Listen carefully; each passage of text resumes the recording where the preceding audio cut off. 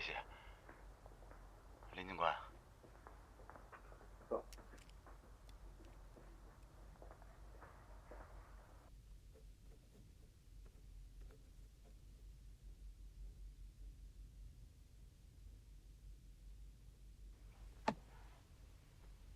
王学华，哎，今天找你来呢，是要和你谈谈昨天谈过的问题。我知道。你知道？什么意思？我昨天撒谎了，那2个晚上不是自己一个人在家，有朋友来找过我。谁呀？一个女孩，叫芳芳。他找你干什么呢？就玩呗，玩什么？喝酒、聊天、上床。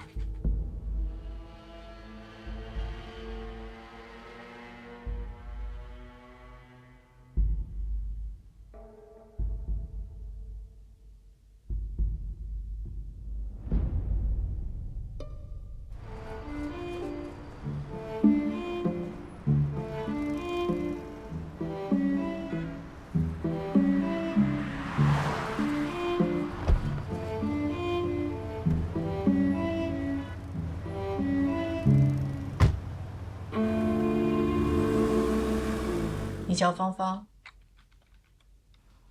我是。这个人你认识吗？认识。你们怎么认识的？微信摇出来的。5月5号晚上和5月27号晚上，你都在他家吗？是吧？具体日期我记不清了。这中间他有出去过吗？应该没有吧。什么意思？我醒的时候他没出去过，那我睡着了就不知道了。那你什么时候睡着的？我记不清了。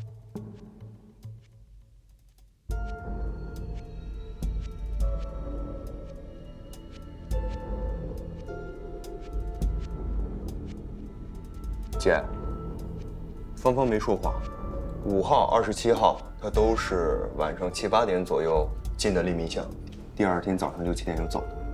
王学华为什么只在5号和27号晚上叫芳芳去他们家？5号晚上范玲玲被杀，27号晚上张勇被杀。隐藏在利民巷的凶手，必须要出门才能完成这2件事情。如果有人可以证明他没有出过门，那就太完美了。你怀疑王学华？如果他是凶手，他昨天为什么不说芳芳的事？如果他昨天说了，他就有完美的不在场证明。今天我们都不用叫他来的。说早了可信度不够，这样逼急了才说出来，更容易让人相信。高手玩心理战。视频再多看2遍。哎，小谢。行，我马上来。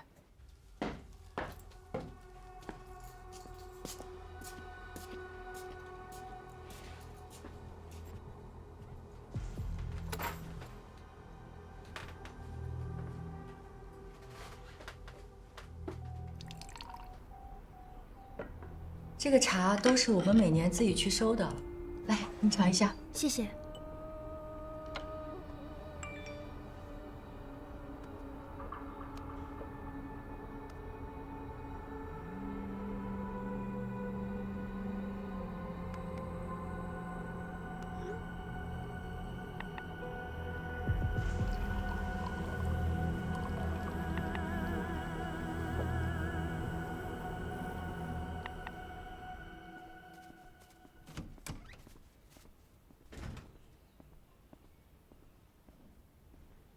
小谢，哎，韩姐，你看看这个，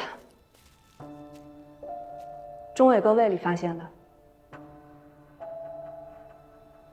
我以前也碰到过，死者胃里有一些奇怪的东西，像鞋垫、袜子之类的。有那种变态凶手，他就喜欢在杀人前折磨对方。钟伟哥死于胸部刀伤，但是他的头部有钝器伤，胃里又有根钉子，所以我推测，他死前应该遭受了凶手的折磨。您这肯定卖斧子吧？啊，卖。上一把什么时候卖出去的？这我得查查了。哎，钟警官找着了吗？你们给的照片一直在书柜上贴着呢，一有消息我就通知你们。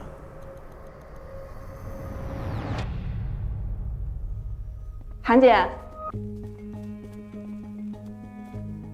韩姐，王队，哎，韩倩，王学花有重大作案嫌疑，这是在钟伟胃里找到的。我在王学花的店里见过类似的螺丝钉。方队，韩姐，王学花可能给芳芳下过药。我查了利民巷的监控和芳芳的描述，我现在有理由怀疑她吃了大剂量的致幻迷药，能让人昏睡数小时，醒来以后还有呕吐和其他乱七八糟的不适反应。最关键的是，能让人短暂失忆。王学花让芳芳一觉不醒，然后利用这段时间出来作案，而且有了不在场证明。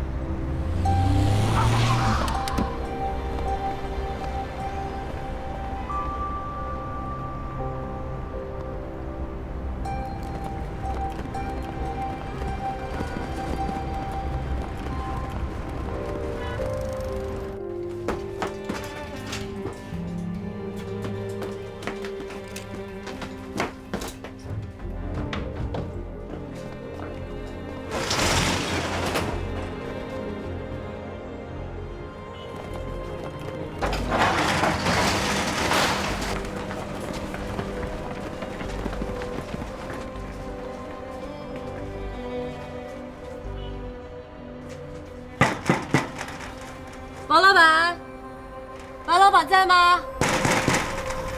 王老板，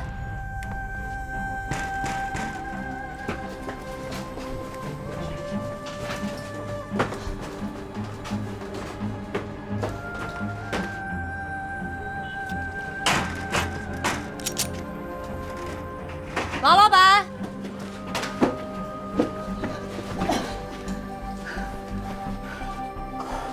我跑了，你就跑不了了。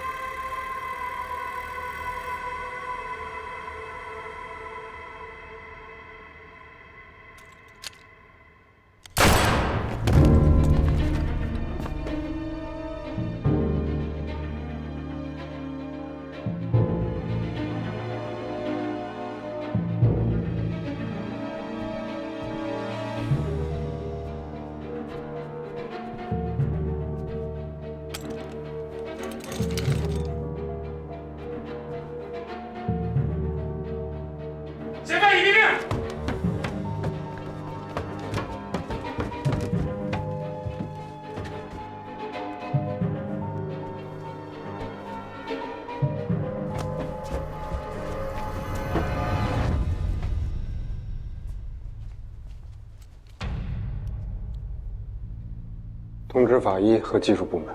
好，走。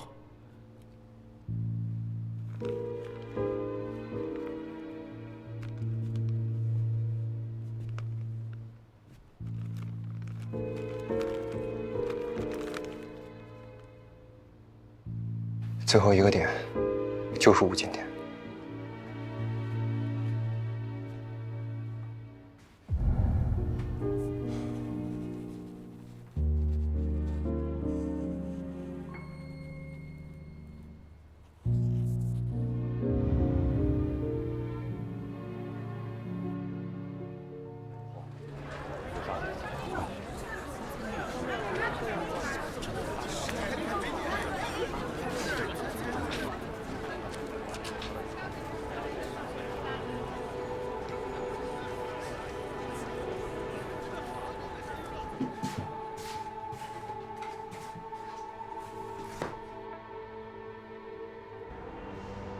慢点，慢点，慢点！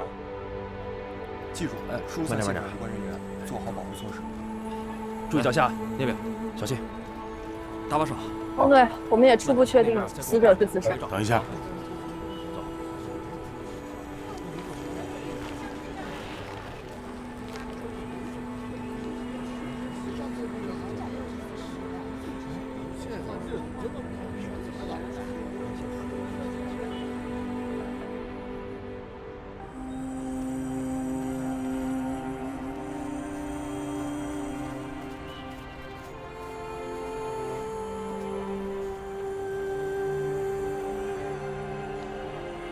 尸检报告什么时候出来？我回去加紧做一个 DNA 配对，应该半天时间就行。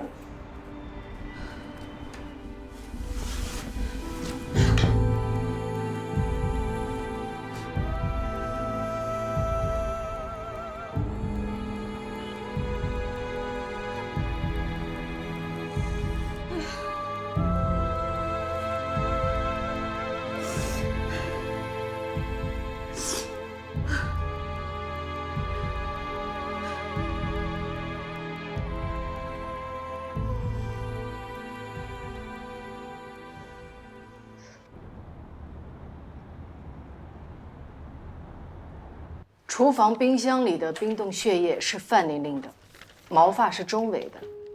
王学华就是利用这2样东西，在利民巷甲1号伪造了第1现场，造成了钟伟杀害范玲玲的假象，并故意制造与甲2号女裁缝的偶遇，让女裁缝对她身穿的钟伟的牛仔裤留下深刻的印象，进一步坐实了钟伟是杀人凶手。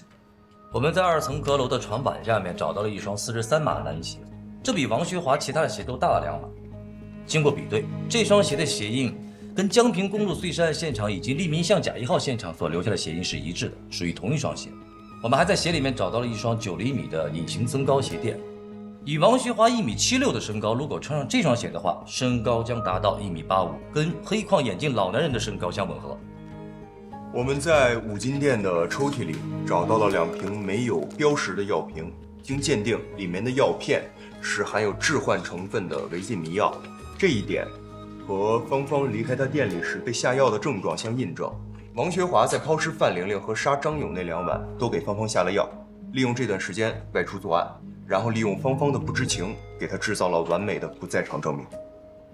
还有那间私自修建的地下室，墙面和地面都均检测出了强碱消洗液残留，整个地下室被打扫得很彻底。我们认为那里就是王学华杀人分尸的第1现场。地下室呢，我们发现了一个自制的帆布袋，里面呢装了改装猎枪1把、改装发令枪1把、颗粒子弹呢50余发，以及呢王学华自杀所用的抹掉枪号的手枪1把。王学华才是真正的黑框眼镜老男人，碎尸连环案的真凶。好，同志们，现在整个案件基本都明朗了。以红刀 K 为首的这个犯罪集团呐，除了主犯陈斌外逃之外，其余我们掌握的案犯已全部到案。接下来的工作就是把所有的线索还有证据梳理出来，理清犯罪事实和作案动机。另外，这个主犯陈斌的潜在联系人，也就是他老婆董洁，需要做重点工作，一旦陈斌与他联系，我们必须掌握情况，争取尽早将其抓获归案。是。散会。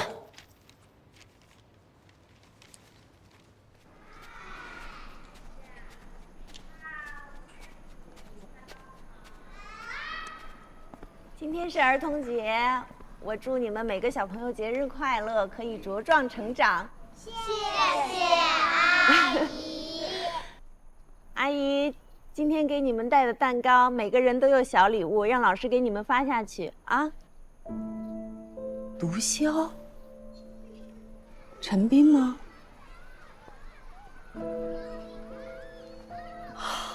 这我真的没想到。天哪！我以为陈斌他只会和漂亮的女人谈谈情、说说爱。他跟你联系过吗？你觉得他有什么需要跟我联系？什么意思？我们两个结婚这么多年，我对他的认知就是，他生命里边只有2件事儿：健身和玩女人。这个家他漠不关心。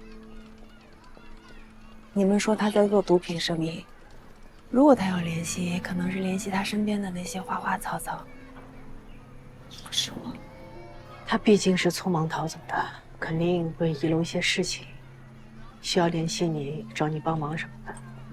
我还真帮过他不少忙。每次当他有玩腻了、甩不掉的女人，都会来寻求我的帮助。不说这些了，你放心，我答应你，如果他跟我联系了，我第一时间通知你。谢谢。你真的认为他是红桃 K 吗？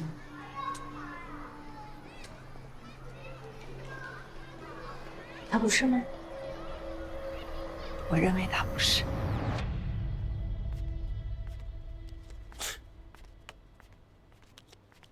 又玩牌呢？嗯。天天玩，天天算。那你懂扑克牌吗？当然。这张牌有什么特点？没什么特点。仔细看看，这个跟别的有什么不一样？花色不一样啊。还有呢？国王的脸朝向不一样。还有呢？还有没了。红桃 K 没有8字胡。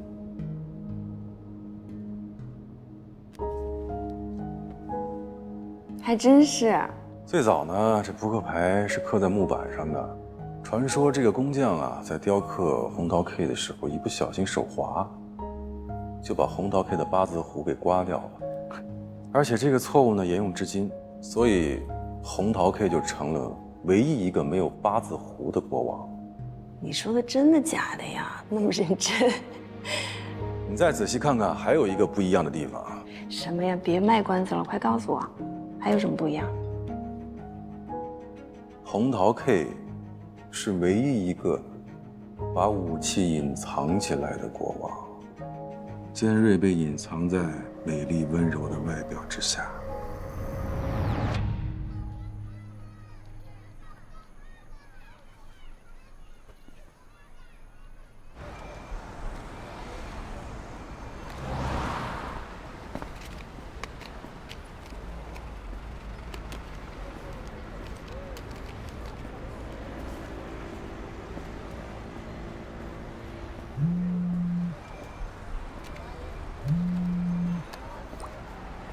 姐，说，白小慧妈妈来警局有事找你。好，我马上回来。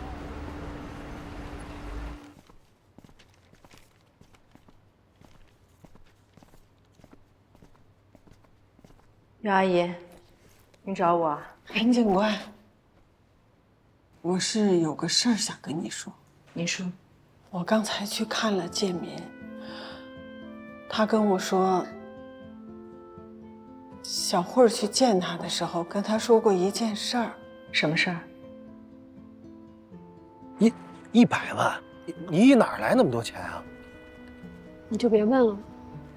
总之现在钱有了，而且我已经把那钱藏起来了。要是我出了什么意外，你一定要把那笔钱保护好。建民告诉我，小慧把钱藏在鸽子笼里，他让我保管好这笔钱，留着给亮亮治病。安宁官，就算建民主动跟你说的，行吗？亮亮没有妈了，以后还得指着他，你帮帮他，就算他戴罪立功，阿姨求你。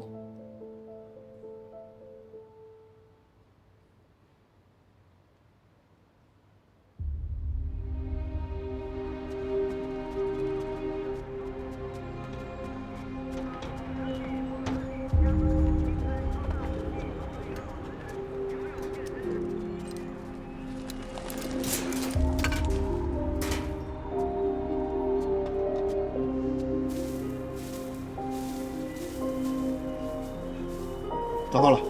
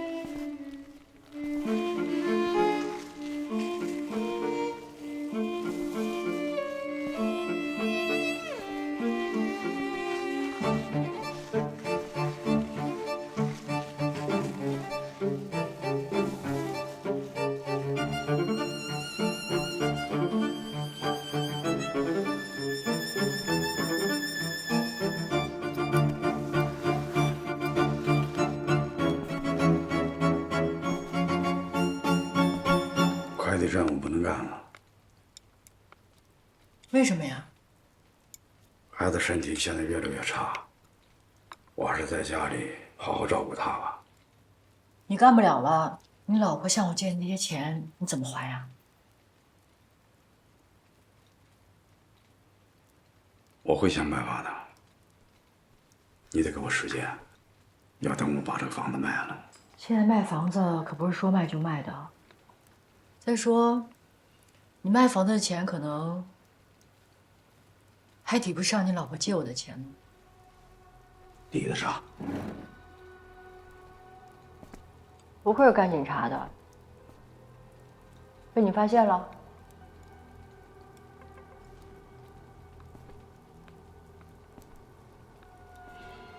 是。你们在贩毒，这事儿我不能干。可你好像已经干了有段时间了吧？那是因为之前我不知道。说出去谁会相信啊？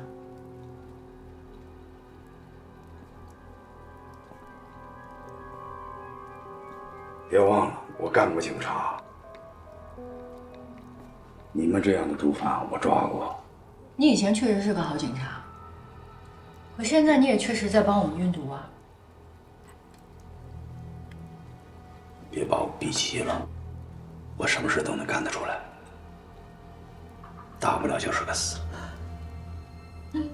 你怕死吗？我也不怕死，但是你会害怕，因为你有一个家庭，有老婆，有个可爱的女儿。你老婆向我借的钱会换来你女儿的健康。你说你女儿将来长大了，想让自己这副健康的身体是由她爸爸贩毒的钱换来的，她会怎么想？难过一辈子？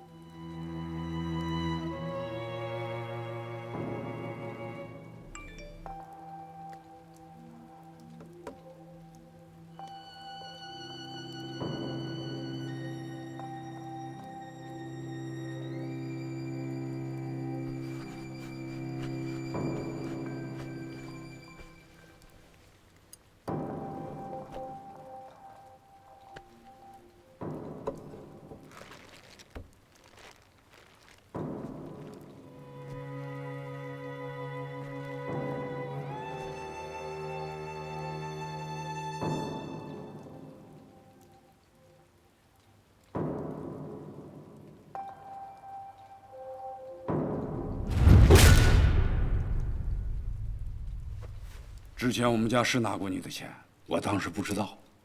贩毒，我绝不能干。不过你放心，你的钱我会还的。以后不管我做什么，怎么做，我绝不会触犯法律，哪怕搭上我这条命。周雪曼，看在韩青的份上，收手。就算是我求你。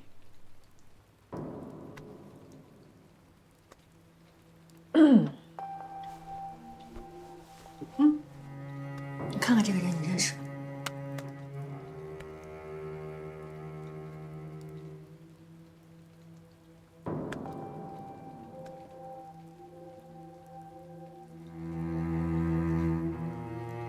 他在什么地方？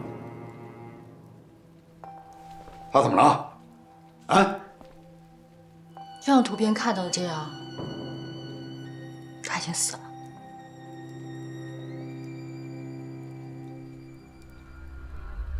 杀了你！放开！放开！放开！放开！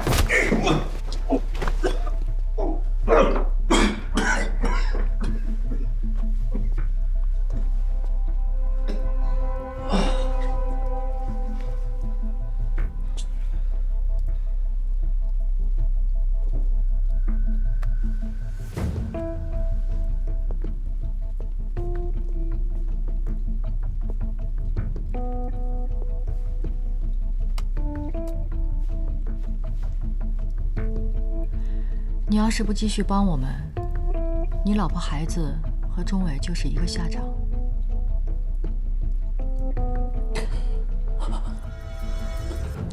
我们两个现在是不是可以好好聊聊了？刚才来了一个女警，问那个警察的事儿，倒是没怀疑我，就是来问一下情况。但是他们回去肯定要查监控，到时候就会发现昨天晚上那个男警察跟踪过我。有什么好怕的呀？反正那个警察已经死了。那我该怎么做啊？好，知道了。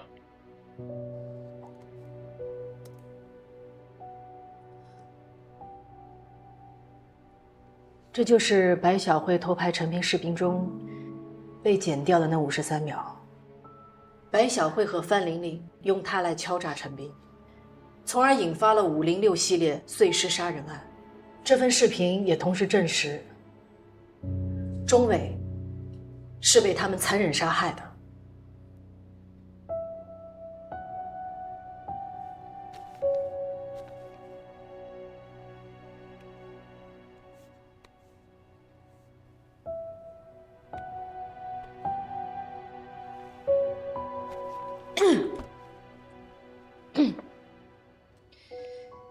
但陈斌还不是团伙的首要分子。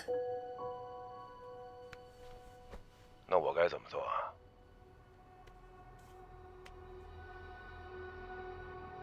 好，知道了。从陈斌的语气上可以听出，他这是在征求上级的指令。跟他通话的这个人，可能才是真正的幕后大老板。难道红桃 K 之上还有更隐秘的上线？红桃 K 不是陈斌。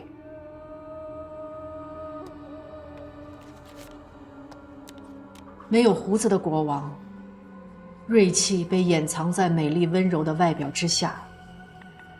红桃 K 是个女人。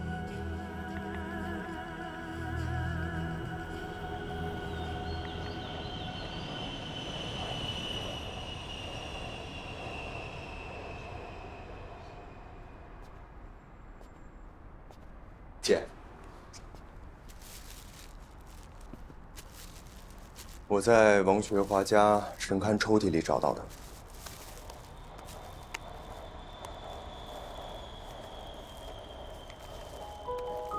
勐拉云安，一个国家级自然保护区，里面有一种世界上最高的树，叫望天树。1999年，18年前。看来这2张票根对他来讲很有意义啊。很好猜，对吧？女朋友？哼，我原来也留过跟初恋女友的电影票根。还有那地图？对，地图上面的 K 不是他自己，而是红桃 K。他在用这种埋尸方式向红桃 K 表示忠心，表示爱。所以那个女人很可能就是红桃 K。没错。看来得要去一趟勐拉。我刚从侯局那儿回来，他让我去勐拉摸摸情况。什么时候出发？2个小时以后。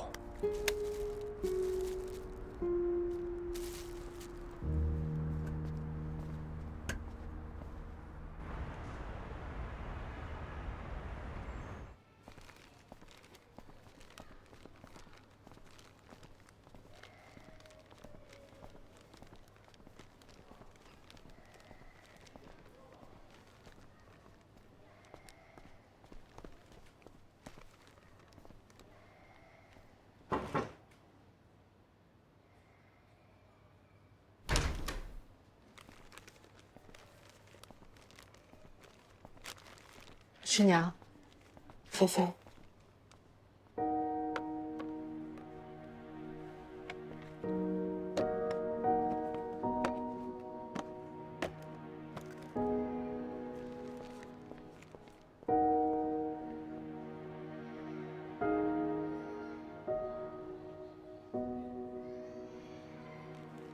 菲菲，你怎么样？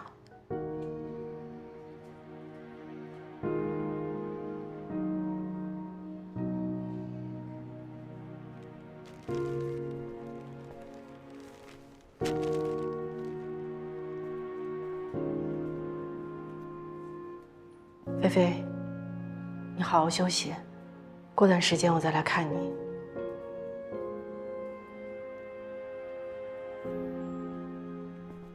对不起，我和我妈无法面对你们，麻烦你以后还是不要再来了。